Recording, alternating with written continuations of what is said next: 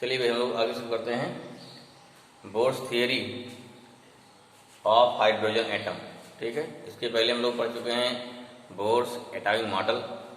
इसके पहले क्या था? Rutherford model, Thompson model of atom, ठीक है। एटम के बारे में कई जानकारी जान चुके हैं और ये भी पढ़ चुके हैं कि what are the limitations about Thomson model, limitations about क्या हो गया रदरफोर्ड मॉडल। अब क्या देखना है, बोर्स थ्योरी काफ़ी कुछ जो है रदरफोर्ड मॉडल समझा लेगी, लेकिन इससे भी कुछ लिमिटेशंस हैं, उसको लास्ट देखा जाएगा। इसके पहले क्या है कि जो उन्होंने बताया था कि electrons are revolving around the क्या हो गया around the nucleus in fix orbit. उन ऑर्बिट की रेडियस क्या होगी, इलेक्ट्रॉन घूम रहा है उनकी वेलोसिटी क्या होगी, इलेक्ट्रॉन अगर घूमते समय क्या हो गया it has some energy, electron के पास कितनी एनर्जी होगी। इन सब का क्या चाहिए हमको, इन सब का एक्सप्रेशन चाहिए, ठीक है ना। इस पर न्यूमेरिकल पूछे जाते हैं कि वेलोसिटी किस पे डिपेंड करेगी, रेडियस किस पे डिपेंड करेगा, टोटल एनर्जी किस पे डिपेंड करेगा, और इस एनर्जी के करस्पॉन्डिंग ये कोई एनर्जी है, हर एनर्जी के करस्पॉन्डिंग कोई ना कोई फ्रीक्वेंसी होगी, वेवलेंथ होगी, ठीक है। जिससे क्या है, जिसे एक निश्चित ऑर्डर में अरेंज किया जाएगा और उसे क्या बोला जाएगा, उसी को हम लोग बोलेंगे स्पेक्ट्रल लाइन, या आप बोलते हैं स्पेक्ट्रम बोलेंगे, ठीक है ना। जिसमें अगले हम पढ़ेंगे हाइड्रोजन का स्पेक्ट्रम जो मिलता है, स्पेक्ट्रल लाइन स्पेक्ट्रम मिलता है, उसको भी देखा जाएगा। चलिए पहले शुरू करते हैं हम लोग क्या कि रेडियस ऑफ परमिटेड ऑर्बिट, जो हमारे ऑर्बिट हैं डिफरेंट ऑर्बिट हैं उनकी रेडियस क्या होगी उसके लिए निकालना है expression. Suppose that if we take any atom which have atomic number Z and charge of proton जो कितना हो गया E, दैट्स वाई क्या, that's why ZE is the क्या हो गया is the total charge in the nucleus, because proton have because neutron have no charge, only proton have charge, and total atomic number जो होगा atomic number is equal to total number of proton, that's why total charge हो गया हर ना, total charge here in the nucleus positive charge, electrons are revolving around the nucleus, this means during revolution of electron it experience a centripetal force and this centripetal force provide by attraction between electron and क्या हो गया electron and proton in the nucleus, ठीक है ना। जो इनमें attraction लगेगा that attractive force is centripetal force, इसके हेल्प से क्या निकालेंगे, इसके हेल्प से निकालेंगे हम लोग रेडियस निकालते हैं, ठीक है। चलिए शुरू लिखते हैं क्या होगा भाई, रेडियस से निकालेंगे। Suppose that according to Bohr's theory, a hydrogen atom consists of a nucleus with a positive charge Z and a single electron is revolving around the nucleus। तो इलेक्ट्रॉन में क्या होता है, उसमें सिंगल इलेक्ट्रॉन होता है, सिंगल प्रोटॉन भी होता है, जिसमें हम Z इक्वल टू 1 मान लेंगे। फॉर जनरल कंडीशन कोई एटम लेके वाले क्या उसमें इलेक्ट्रॉन क्या नंबर ऑफ प्रोटॉन को Z मान लिया, एटॉमिक नंबर हो गया, ठीक है। अब क्या हो जाएगा, if radius of orbit is R and mass of electron is m and velocity of electron is v, then क्या हो गया position of equilibrium, सीधे क्या आएगा centripetal force इक्वल टू क्या हो गया इलेक्ट्रोस्टैटिक फोर्स ना, दोनों बराबर हो गया। अब दोनों इक्वल कर देंगे फिर क्या निकलेगा, उससे निकलेगा वैल्यू ऑफ r निकलेगा, ओके। तो आगे देखते हैं उसके बाद नेक्स्ट क्या होगा, ठीक भाई। दोनों यहाँ इक्वल कर दिया जाएगा, हाँ, therefore mv²/r equal to 1/4πε0। JD क्या हो गया टोटल पॉजिटिव चार्ज इनटू ई मींस Q1 Q2/r²। तो वो यहाँ से r² का एक r यहाँ से कैंसिल हो जाएगा, फिर r को लाएंगे, r इक्वल टू कितना हो गया 1/4πε0 जेडी²। अब ये सिंपल रूल हो गया। अभी क्या यहाँ लगाना बोर्स थ्योरी, तब वैल्यू निकलेगी हमारी बड़ी बोर्स थ्योरी, और लगाएंगे from Bohr's second postulate, okay ना, ठीक है। देखो क्या हो गया फ्रॉम बोर्स सेकंड पोस्टुलेट क्या होता है, angular momentum mvr equal to कितना होता है n/2π, यहाँ से r कितना हो जाएगा n/2π mv हो जाएगा। अब देखिए यहाँ पे r आ गया, यहाँ पे r आ गया, रेडिएशन दोनों बराबर हो गई, दोनों को left hand side equation number 1 और 2 के लेफ्ट हैंड साइड इक्वल है, राइट इक्वल करिए क्या हो जाएगा, ये हो गया 1/4πε0 Z² equal to n/2π mv आ जाएगा। देखो ध्यान से b² का वेलोसिटी b कट जाएगा, मास में कट जाएगा, करना क्या है b निकालना है, b यहाँ पे ये एनएच आएगा नीचे, 2π जाएगा ऊपर, तुमने क्या 2π ऊपर कर दिया, एनएच गया नीचे, क्या हो गया इसके बाद से b इक्वल टू 1/4πε0, हाँ क्या हो गया 2π Z²/NH। इसको इस्तेमाल किया, इसको के भी लिख सकते हो, k इक्वल टू 1/4πε0, तो उससे छोटा हो जाएगा। अब देखो यहाँ से क्या हो गया, यहाँ से सब कुछ कांस्टेंट है, इसका दिस इंप्लाइज दैट बी क्या, बी हो गया इनवर्सली प्रोपोर्शनल क्या होता है एन, ठीक है ना। बाकी एच कांस्टेंट, जेड कांस्टेंट, अगर मान लें क्या आगे लेते हैं फॉर हाइड्रोजन एटम कितना हो गया, फॉर हाइड्रोजन एटम के लिए जेड कितना हो जाएगा, एक हो जाएगा। अगर जेड हमारा एक हो गया तो वहाँ से क्या हो जाएगा, ये सारा हमारा कांस्टेंट हो गया, ठीक है ना। जैसे क्या है बी वेलोसिटी क्या है, तो या वैसे भी कोई एटम रहेगा तो इसमें जेड हमेशा कांस्टेंट होता ही है। जैसे क्या velocity is inversely proportional to N, means जैसे नंबर ऑफ ऑर्बिट बढ़ती जाएंगी वैसे वैसे वेलोसिटी क्या होगी, इलेक्ट्रॉन की कम होती जाएगी, ठीक है ना, क्योंकि सेंट्रीफ्यूगल फोर्स भी कम हो जाएगा ना, आर बढ़ जाएगा। इसमें फॉर्मूला क्या निकला, यहाँ formula V1 upon V2 equal to क्या हो जाएगा N2/N1। कई बार पूछा आता है क्या कि velocity of second orbit, velocity of second orbit of क्या हो गया, velocity of second orbit of any atom is this something 10⁶। Velocity of third कितना, फोर्थ कितना होगा, simply you can find. Okay चलिए भाई, चलिए अब क्या निकालना, फिर निकालना हमको आर निकालना। देखो जो वेलोसिटी बी आया है इस v की वैल्यू को इक्वेशन नंबर यहाँ प्लग पुट कर दीजिए, कहाँ पर, इसमें पुट कर दिए भाई, कितना आएगा, तो यहाँ से निकल जाएगा रेडियस की वैल्यू मिल जाएगी। क्या करना है, putting value of v in equation number second में। ओके चलिए देख, तो क्या होगा इसके बाद से ना putting value of v, prime equation क्या हो गया 3 से, देखो 3 वाला हमारा इक्वेशन है थर्ड वाला, इसको चेक करो गड़बड़ ना हो पाए, थर्ड वाला इक्वेशन थर्ड वाला है, नीचे वाला नहीं है, ठीक है। प्राइम इक्वेशन 3 इन इक्वेशन 2 यहाँ लिखा था अभी ना, we get R equal to कितना हो गया n h/2πm, की वैल्यू किसकी हो गई, this is value of v, put कर दिया यहाँ पे, ये पलट जाएगा, लिख दिया कितना आ गया इसका से 4π0 n² / अंत देखो हर चीज कांस्टेंट है यहाँ पे, ठीक है। तो क्या हो जाएगा हमारा r हो जाएगा डायरेक्टली प्रोपोर्शनल टू n², या मिल गया r1/r2 इक्वल टू क्या होता है n1² n2², इस पर भी न्यूमेरिकल रखा जाता है, ध्यान रखिए, या एग्जाम में डेरिवेशन आता है, this is the expression for radius.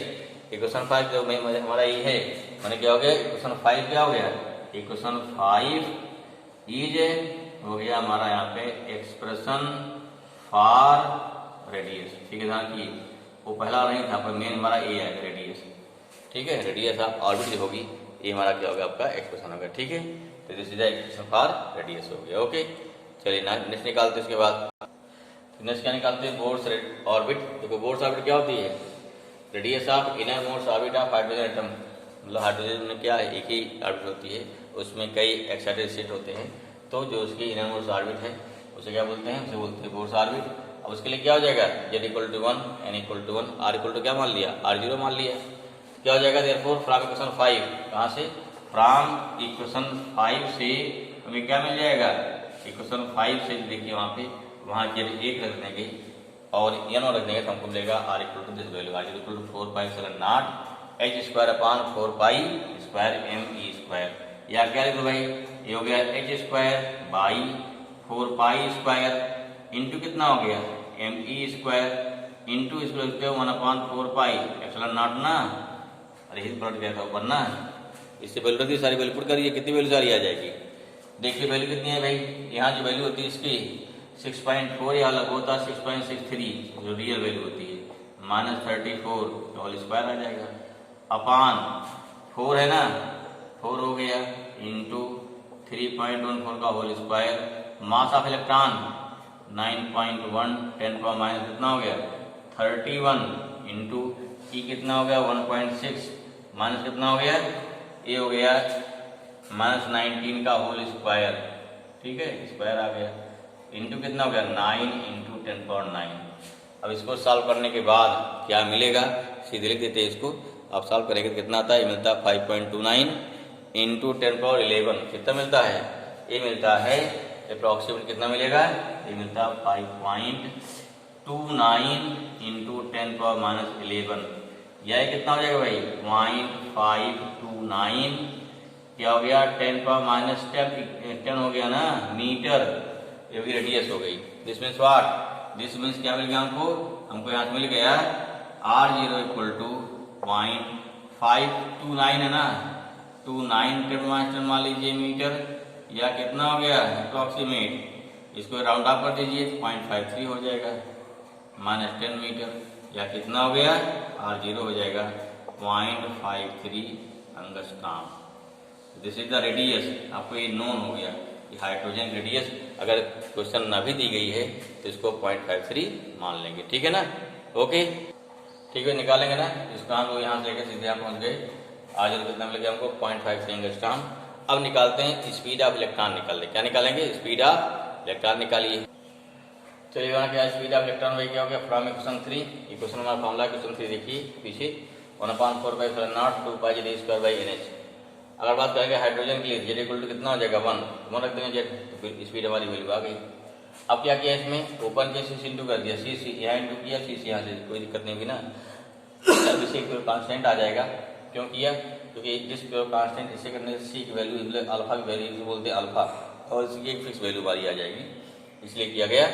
यहाँ क्या हो गया, ये वैल्यू हमारी अल्फा हो गया, तो बी इक्वल टू क्या हो गया, सी अल्फा इंटू सी/n। और अल्फा इज नोन एज क्या है, alpha is dimensionless constant and is known as fine structure constant. क्या बोलते हैं, फाइन स्ट्रक्चर कांस्टेंट। और अल्फा की वैल्यू क्या आएगी, अगर सारी वैल्यू पुट कर देंगे 1/4πε0 19.9 हो गया, इंटू 2 इंटू पाई हो गया, इलेक्ट्रिक चार्ज हो गया, upon speed of light, Planck constant value put कर दिया। अल्फा कितना था 1/137 आता है। दिस मीन्स क्या, फ्रॉम क्वेश्चन 7 देखिए कितना आ गया, बी इक्वल टू 1/37 अपॉन कितना हो गया, इंटू सी/n, 1/137 इंटू सी/n आ गया। अब for first orbit n equal to 1 हो जाएगा, दैट से बी कितना हो गया, c/137। This means what, this means the speed of electron in innermost orbit कितना होता है, स्पीड ऑफ लाइट का 137 टाइम्स होता है, इतना कम होता है, ठीक है ना। ठीक, बाकी इससे आगे बढ़ेंगे क्या हो गया, वेलोसिटी क्या है, नंबर ऑफ ऑर्बिट के इनवर्सली प्रोपोर्शनल होता जाएगा। बात समझ में आ गई। तो अगर हमको इनरमोस्ट मालूम है तो हम किसी भी ऑर्बिट की वेलोसिटी, ऑर्बिट में इलेक्ट्रॉन की वेलोसिटी निकाल सकते हैं ना। अरे भैया रखो यहाँ पे n1 रखा है, n2 रखो, 3 रखो, अपने आप पहुंचती जाएगी, ठीक है। इस प्रकार in this way we can find the speed of electron in any orbit from this formula. Okay ना, चलिए भाई ठीक है। तो भाई मान लीजिए हमें निकालना है electron, how we can find during revolution of electron. ठीक, इलेक्ट्रॉन घूम रहा है इसमें ना, तो in the orbit it have kinetic energy due to motion and potential energy due to electrostatic attraction, ठीक है ना। काइनेटिक देर पर क्या निकालेंगे, kinetic energy of nth electron कितना हो गया, कितना हो गया, kinetic energy in nth orbit formula क्या होता है, half M square equal to 1/4πε0 ये स्क्वायर बाई कितना हो गया 2r हो जाएगा हमारा फार्मूला। ठीक, कैसे भाई फार्मूला देखो, पीछे अगर घूम रहा है किसी इलेक्ट्रॉन क्या हो गया यहाँ पे, यहाँ एफ इक्वल टू क्या होता है, F C equal to F E ना, centrifugal force equal to electrostatic force, तो M B square by R equal to दिखा देंगे, यहाँ सारा कैंसिल हो जाएगा, यहाँ दोनों तरफ हाफ से इंटू कर देंगे तो मिल जाएगा आपको ना, या क्या दोनों तरफ हाफ से यहाँ पे इंटू कर दिया, तो हमारा इक्वेशन आ गया। नाउ पोटेंशियल कितना हो जाएगा 1/4πε0 Q1 Q2 by are, Q1 कितना है ZD minus E upon R. देखो यहाँ कंफ्यूजन हुई है, हमने यहाँ माइनस क्यों नहीं रखा, क्योंकि इलेक्ट्रोस्टैटिक फोर्स क्या होता है, वेक्टर क्वांटिटी है, वेक्टर क्वांटिटी में साइन नहीं रखा जाता है, और जो स्केलर क्वांटिटी हमारी पोटेंशियल एनर्जी क्या है, स्केलर क्वांटिटी, इसलिए क्या यहाँ साइन रखा जाएगा। ठीक है, अब क्या निकलना, टोटल एनर्जी, दो जोड़ दीजिए, ठीक है ना। चलो ये कितना हो गया, टोटल एनर्जी क्या है, N equal to kinetic energy पर पोटेंशियल, ये हमारा काइनेटिक फार्मूला है, ये पोटेंशियल फार्मूला है, पीछे लिखा गया है। यहाँ दोनों 1/4πε0 Z E square by R common ले लीजिए, यहाँ बचेगा 2/2 -1, घटाने कितना हो गया -हाफ आ गया। अब कितना आ गया -1/4πε0 Z E square by 2r। Attraction मैंने क्या, इलेक्ट्रॉन क्या है, इलेक्ट्रॉन से बधा हुआ है, बाइंड है, जिसे बोलते हैं बाइंडिंग एनर्जी के पास है ना। ठीक, अगर प्लस क्या हो गया तो इलेक्ट्रॉन क्या फ्री हो जाएगा, ध्यान रखिए, कहीं में एनर्जी नेगेटिव आती है तो वहाँ चीजें यहाँ पर क्या है, बधी हुई हैं। Now putting value of R, equation from equation 6 में जो पाए थे, देखो 6 क्या वैल्यू थी आर की, वैल्यू थी n² into 1/4πε0 Z M E square, मिला लीजिए पीछे लिखे यहाँ, तो अब 1/4πε0 जेड स्क्वायर बाई 2 वैल्यू यहाँ से आ गई। अभी पलट जाएगा तो पलट दिया, देखो नीचे चला गया ऊपर, नीचे क्या हो गया, नीचे हो गया n² हो गया। यहाँ से क्या हो गया फिर भाई, जब यहाँ से 2 से न 2 यानी क्या हो गया, नीचे 2 यहाँ पे है ना, नीचे 2 है, सारा वैल्यू लिख दिया यहाँ पे, 2 काट दिया, इसका क्या एन आ गया -1/4πε0 square 2 pi square m Z square कितना m Z square E power 4, इसको मान लो के मान लेते हैं, तब क्या हो जाएगा भाई, या कितना हो गया this thing E equal to N equal to, इसको के मानते हैं, क्या हो गया, ये होगा के स्क्वायर ना, तो 2 पाई स्क्वायर इंटू के स्क्वायर आएगा। क्या हो गया, ध्यान रखो भाई, के स्क्वायर इंटू हो गया M Z square E power 4 by N square H square. ठीक है ना, यहाँ तो सभी कांस्टेंट है। वेयर क्या हो गया, वेयर के इक्वल टू है 1/4 पाई एप्सिलॉन नॉट। देखो क्या मिला हमारा, ई एन अगेन क्या हो गया 1/n² ना। ई एन क्या है हमारा, एनर्जी ऑफ एन ऑर्बिट। क्या हो गया, नंबर ऑफ ऑर्बिट के स्क्वायर के इनवर्सली प्रोपोर्शनल है, ध्यान रखिए, ये इंपॉर्टेंट चीज है। क्लियर हुआ, ओके। तो इस पास क्या हो गया भाई, तुमने क्या इसको मान लिया, अगर क्या मान लिया, यहाँ पे वैल्यू हमारी आ गई, अगर 1/4 पाई एप्सिलॉन नॉट क्या मान लिया हमने, ये मान लिया, हमारी क्या वैल्यू आ गई, ये हो गया इतना हो गया, E equal to -2 pi square के square M Z square E power 4/n square. यहाँ से क्या मिला, E N proportional to 1/n²। Okay, ठीक है, थोड़ा और बचा और नोट कर लिए थोड़ा सा। चलिए क्या हो जाएगा, spectral series of hydrogen atom के लिए, एज यू नो दैट हमारा टॉपिक क्या हो गया, spectral series of hydrogen atom, कैसे अपने कौन कौन सी लाइन निकलेगी उसके सीधे कर पढ़ने। As you know that from the Bohr's theory the energy of electron in nth orbit अभी पीछे निकाल चुके हैं जस्ट। ठीक है, now according to Bohr's third postulate, याद है ना, तो क्या होता है, whenever electron make transition from a high energy level n2 to low energy level कितना n1 हो गया, तब क्या होता है, तो उस कंडीशन पे जो एनर्जी n2 होगी E2 मतलब 2 की -1, ये n2 हो गया माइनस क्या हो गया n1, अर्थात E2 - E1 इक्वल टू क्या h हो जाएगा। अब क्या हो गया, h equal to E2 - E1 हो गया। Now value of E2 - E1 new क्या है, frequency of emission of radiation जो निकलेगा ना उसकी फ्रीक्वेंसी हो जाएगी। हमने क्या किया, E2 की और पुट कर दिया, E - प्लस हो जाएगा, E माइनस हो जाएगा, अर्थात क्या n2 - n1 आ जाएगा ना। ध्यान रखिए इसको भाई, कॉमन लेते हैं ना। ठीक है, चलिए तो आगे क्या है, ऊपर सॉल्व करिए इसको। हमने क्या किया कि 2 पाई स्क्वायर एम के square Z square E power 4/n² common ले लिया। देखो यहाँ n हो गया प्लस, n2 का नेगेटिव ना माइनस रहेगा, क्या 1/n² माइनस 1/n²। ठीक है, इसलिए क्या न्यू कितना हो गया, h नीचे लाइए, तो इससे क्या हो जाएगा, h नीचे आएगा हमारा यहाँ पर, तो यहाँ से h³ हो जाएगा। ठीक है ना, क्या कि भाई as you know that C equal to कितना होता है, न्यू लेमडा होता है। अब निकालो वेव नंबर, 1/λ पढ़े हैं ना, 1/λ जो कहता है चीज reciprocal of wavelength lambda. Therefore क्या वेव नंबर क्या, न्यू बार इक्वल टू 1/λ हो जाएगा। यहाँ 1/λ कितना हो गया, न्यू/c हो जाएगा, अर्थात क्या है न्यू/c करना है, दोनों तरफ c से क्या करिए, यहाँ डिवाइड 1/λ कितना हो गया, यहाँ से न्यू/c हो गया, या कितना हो गया CH3, बाकी सेम ही है। क्लियर हुआ। अब देखिए यहाँ 2 पाई constant, m constant, k constant, अगर लेते हाइड्रोजन के लिए z कितना 1 हो जाएगा, बाकी e पावर 4 कांस्टेंट ना, यहाँ c h सब कुछ कांस्टेंट है, इसकी वैल्यू निकाल लेते हैं। जो निकालेंगे वैल्यू, इसकी वैल्यू कितनी आती है, इसे बोलते हैं रेडबर्ग कांस्टेंट। क्या बोलते हैं, रेडबर्ग कांस्टेंट। निकालो तो वैल्यू हमारी कितनी 1/λ आ गई, और हाइड्रोजन कितना हो जाएगा, z इक्वल टू 1 हो गया, कितना आ गया, therefore wave number 1/λ equal to आ जाएगा 2 पाई स्क्वायर m के square E power 4/CH³ into हो गया 1/n1², कितना हो गया, ये हो गया 1/n2²। ठीक है, क्लियर हुआ, तो वैल्यू हमारी आ जाएगी। हैं, ठीक भाई। अब देखो क्या हो जाएगा, और दिस थिंग हो गया 1/λ इक्वल टू 2, इसे क्या बोलते हैं, ये हमारा पूरा एक कांस्टेंट है, कांस्टेंट r हो गया 1/n1² माइनस क्या 1/n2²। ठीक है, ये हमारा क्वेश्चन नंबर कितना हो गया, 7 के बाद 8 आ गया शायद ना, क्यों भाई, हैं क्वेश्चन नंबर 8 आ गया। देखो वेयर r इक्वल टू क्या है, वेयर r इज क्या हो गया, constant, constant and it is known as, क्या बोलते हैं, and it is known as, क्या बोलेंगे इसे, इसे बोलते हैं Rydberg constant, and it is known as, क्या हो जाएगा भाई, रेडबर्ग, ठीक है, कांस्टेंट, क्या हो गया, रेडबर्ग कांस्टेंट हो गया। क्लियर हुआ। इसकी वैल्यू कितनी हो गई, ये इंपॉर्टेंट है, वैल्यू कितनी निकालना जरूरी है। ठीक है, ये वैल्यू हो गई हमारी, ये भाई RYD है, रेडबर्ग में क्या हो गया RYD BERG रेडबर्ग कांस्टेंट। ठीक है ना, क्लियर हुआ। अब देखिए एंड कितना हो गया, एंड आर इक्वल टू कितना हो जाएगा, ये हो गया 2 pi square m k square e power 4 by C H cube आएगा ना, या कितना हो गया 2 इंटू 3.14 का whole square into mass of electron है तो 9.1 10⁻31 के क्या है 1/4 है, कितना हो गया 9 इंटू 10⁻9 हो जाएगा तो होल स्क्वायर हो जाएगा।